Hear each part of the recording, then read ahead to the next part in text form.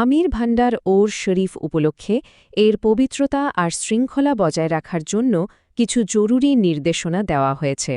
দরবার শরীফের চৌহদ্দির ভেতরে কোনো রকম ডিজে গাড়ি ঢোকা পুরোপুরি নিষিদ্ধ, এই ব্যাপারে কোনো ছাড় নেই। আর এই নিয়মটা থেকেই বোঝা যায় যে ওরসের মূল ফোকাস হল সরাসরি আর ঐতিহ্যবাহী কাওয়ালি বা শ্যামা। এ কারণে পেনড্রাইভ বা মেমোরি কার্ড দিয়ে কোনো রেকর্ড করা গান বাজানো এখানে একদমই মানা। সাউন্ড সিস্টেম ব্যবহারের জন্য একটা নির্দিষ্ট সময় ঠিক করে দেওয়া হয়েছে। দেখুন, এশার আজান থেকে রাত 11টা পর্যন্ত কিন্তু সবকিছু বন্ধ রাখতে হবে। এরপর কম ভলিউমে কাওয়ালি পরিবেশনের অনুমতি আছে। আয়োজকরা কিন্তু শুধু দরবার শরীফের মধ্যেই সীমাবদ্ধ থাকছেন না, তারা আশেপাশের এলাকার সমাজ কমিটিগুলোর কাছেও একটা অনুরোধ জানিয়েছেন যেন তারাও নিজেদের এলাকায় উর্সের পবিত্রতা রক্ষায় সাহায্য করেন এবং যে কোনো ধরনের অশ্লীলতা প্রতিরোধ করেন। এবার তাহলে দেখা যাক এই মেলা আর অন্যান্য দোকানপাট চালানোর জন্য কি কি নিয়ম ঠিক করা হয়েছে। দরবারের মূল চত্বরে শৃঙ্খলা আর নিরাপত্তার কথা ভেবে একটা পরিষ্কার ভাগ করা হয়েছে। মানে সব দোকান কিন্তু ভেতরে বসতে পারবে না, শুধু খাওয়ারের দোকান আর বইয়ের স্টলগুলোই মূল সীমানার ভেতরে বসার অনুমতি পাবে।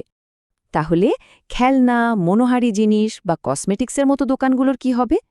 সেগুলোর জন্যও জায়গা ঠিক করা আছে। এই দোকানগুলোকে নির্দিষ্ট সীমানার মধ্যেই থাকতে হবে আর জায়গাগুলো স্পষ্টভাবে চিহ্নিত করা থাকবে। যারা হাদিয়া বা মানত দিতে চান তাদের জন্য একটা বিশেষ অনুরোধ আছে।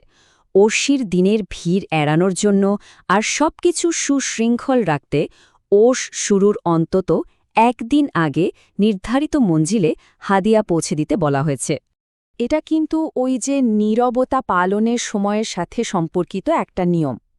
জাইরিনদের এবাদাত আর জিয়ারতের সুবিধার কথা ভেবে এশার আজান থেকে রাত 11টা পর্যন্ত কোনো হাদিয়ার পশু দরবার শরীফে ঢোকানো যাবে না।